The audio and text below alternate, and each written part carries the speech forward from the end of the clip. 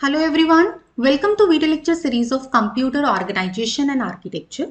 Today's video is about register transfer. In this video, I will tell you about the registers, what is the function of the register, how many types of registers which are commonly used, and the block diagram to express or to represent the different types of registers. Along with that, I will be talking about some basic symbols of the register transfer. Let us begin. First, you must understand what is register and what is its function. So register, it is a very fast computer memory which is used to store the data or the instruction in the execution. This is why the register is used. And it is actually a group of the flip-flops, and each and every flip-flop that is capable to store one bit of the information. So if you require that register, there must be requirement to store 8 bit of data. So to store 8 bits of the data, 8 flip-flops are required. Means each and every flip-flop is capable to store 1 bit of the information. So here I have written the generalized statement, a n-bit register.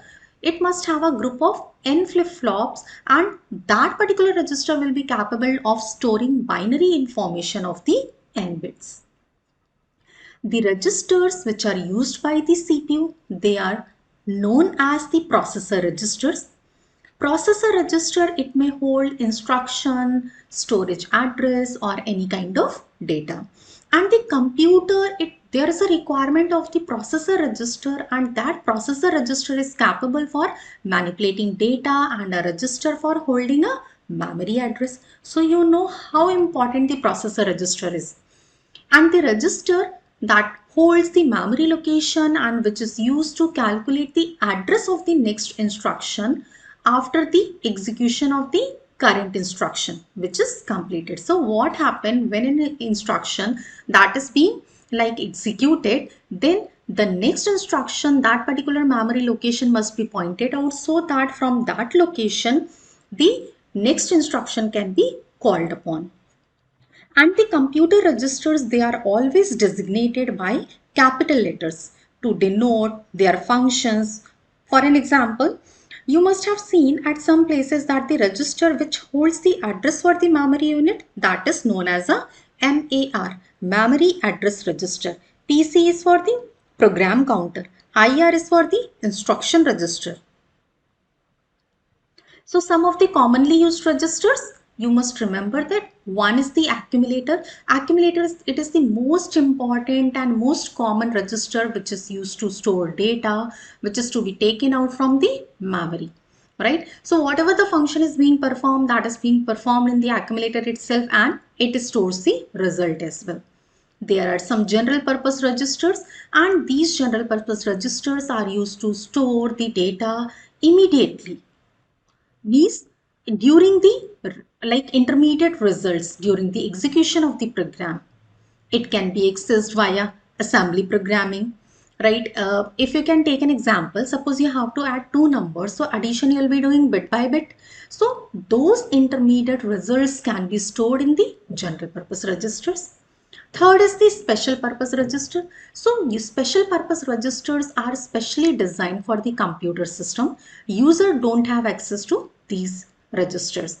And these special purpose registers are MAR, which is memory address register, MBR, which is the memory buffer register, program counter, instruction registers. So these are the special purpose registers, but user don't use these. Now let us talk about the register transfer. See, from the term register transfer, it is now clear to you that it means the availability of the hardware logic circuit which can perform a stated micro operation and transfer the result of the operation to the same or the another register. This is what the meaning of the register transfer, right? You can see in this particular diagram here, it shows the different types of representation of the registers, right? You can see, and I've already told you in the previous video as well, the most common way to represent a register is by a rectangular box, as you can see over here, with the name of that register inside it. As you can see over here, R1 is being written, right? And in the second case, you can see individual bits have been written. Means the individual bits can be distinguished like 0, 1, 1 if you are reading from the right hand side.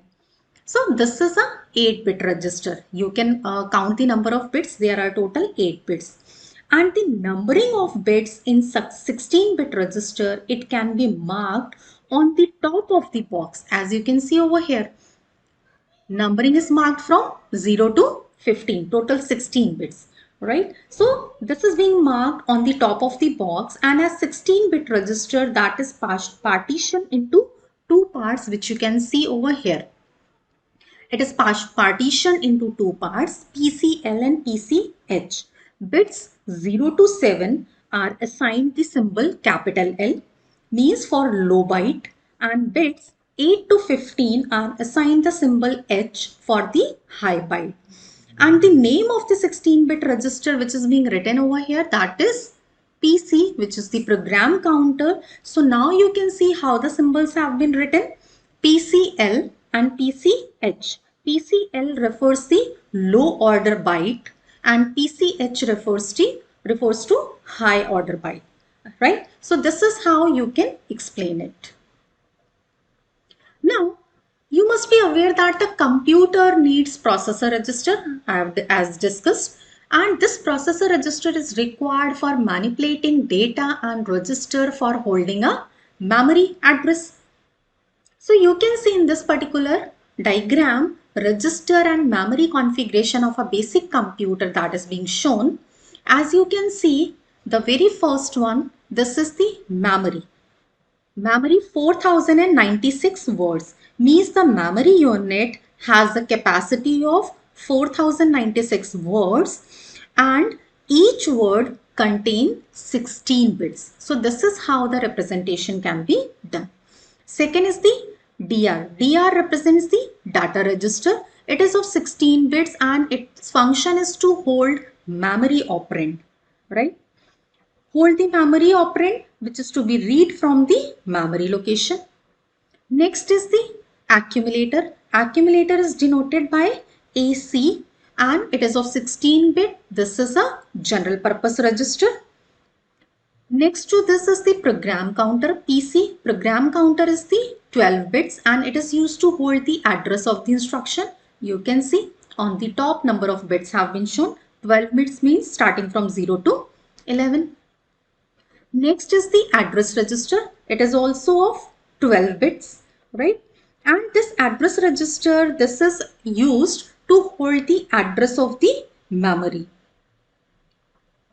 Next is instruction register, which is denoted by IR. IR is the 16 bits, you can see 0 to 15, and instruction register IR, it holds the instruction code, right?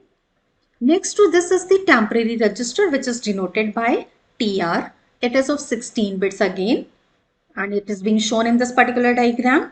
This is used for holding the temporary data during the processing, as I have given you the example while you are adding two numbers. Then input register. Input register is denoted by INPR. At some places you can see IR also. This is of 8-bit. It carries input character. Output register, OUTR, OUTR. It is also of 8 bits. You can see over here in this particular diagram. It also carries output character. So input register is used to carry the input character, while output register carries the output character only, right? So this is how you can explain which particular symbol designates what and how many number of bits are associated to that and what is the function of that particular register. This is what I have discussed over here. You can take a note. Now, let us talk about some of the basic symbols which are used for the register transfer. So, you can see in this particular table, first is the letters and numbers. So, as I have told you that capital letters and numerals are used to denote a register. Like you can see over here, MAR is the memory address register. R1, R2, R3 means numbers can also be used, right? So this is one way to represent the register transfer. Second case, you can see Here bracket, this parenthesis, it denotes a part of the register. Part of the register means R1, if you have written in bracket 8 bits means starting from 0 to 7, or you can write it uh, like you can say low byte or high byte accordingly. So it denotes the part of the register. Third, you can see our arrow is being shown over here. Arrow denotes the transfer of the information. Here, as you can see, arrow is towards R2. It means copying the content from R1 into R2 or loading the content of R1 into R2. Next symbol is the comma. Comma is used to separate two micro operations. Two micro operations means copying the content from R1 into R2 and next copying the content of R1 into R2. There are two separate micro operations. And next is the colon. Colon denotes the termination of the conditional operation or denotes the termination of the control function. P colon, it means an R1 arrow is towards R2, it means loading the contents from R1 into R2 if P it is equal to 1. So this is the condition. When P it is equal to 1, then only the content will be copied from R1 to R2. And last symbol in this table, that is about the naming operator. It is used to denote another name for an already existing register, right? So this is how it can be represented. Now, let me give you some example about the register transfer. Register transfer means copying the content of one register to the another register, right? From one register to the another register. As in this particular table itself, it has been shown if you are writing this. It means what? In this case, this instruction means the register of R1 is copied into the register R2. Or you can say a simultaneous transfer of all bits from source register R1 to the destination register R2 during one clock pulse. So it means copying from one register into the another register. Second is the control function. So sometimes action required to only occur if certain condition is true, just like you are writing if statements in the case of the programming language. So in the case of the digital system, this is often done via a control signal, which is known as a control function. If the signal is 1, then the action will takes place. For this particular operation, you can write, I have already shown in the table, P, this is colon, R2, this means.